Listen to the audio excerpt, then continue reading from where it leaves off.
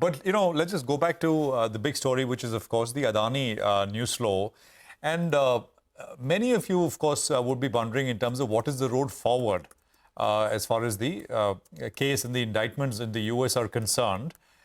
Remember, the issue at hand is the US Foreign Corrupt Practices Act, under which this sort of matter under which this indictment has been done. So my colleague Ashmit is now joining in, and he's compiled a list of, in history, what are the companies which have kind of faced this act being applied to them, have been indicted, tried, and how they've sort of settled this monetarily. Ashmit, take it away. Well, firstly, important to just establish the contours here that as far as Adani is concerned, they're facing charges on two fronts. One is by the Department of Justice. Those are the charges that the court has indicted them on. That's one.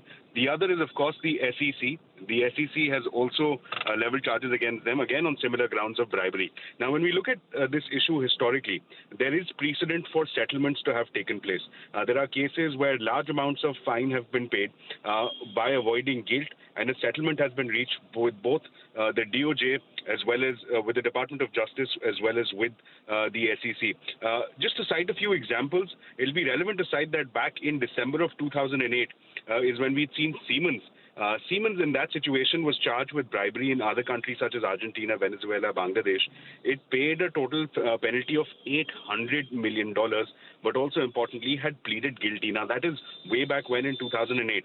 More recently, in October of 2020, we saw one of the biggest settlements take place. Goldman Sachs, again charged with bribery with overseas governments, had to dole out $2.5 billion for settling those charges as far as bribery is concerned.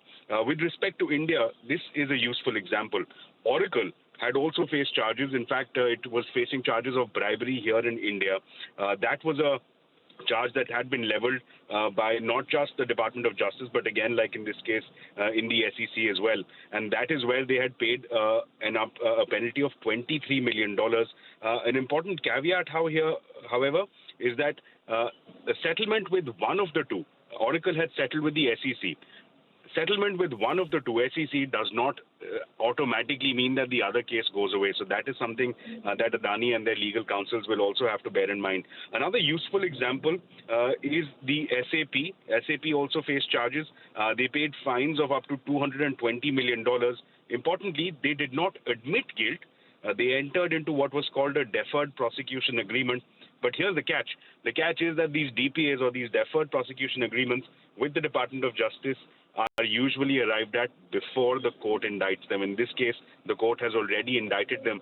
So that DPA route may be shut to Adani as far as the Department of Justice is concerned. They can still, of course, explore their settlement options with the SEC.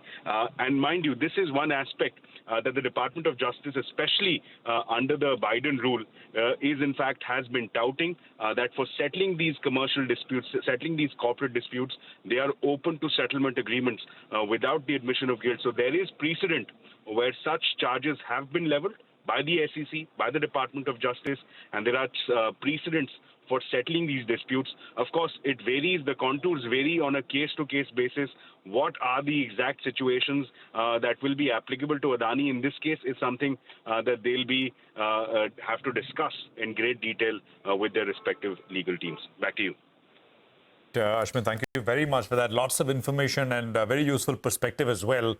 Some of the nuances in terms of individual cases, which Ashmit outlined as well. So, that's one way to go, but there are important differences, even as you look at each of these individual cases and say, well, some of all of them were sort of settled on a monetary basis with or without admitting guilt. There are differences and nuances which Ashmit alluded to.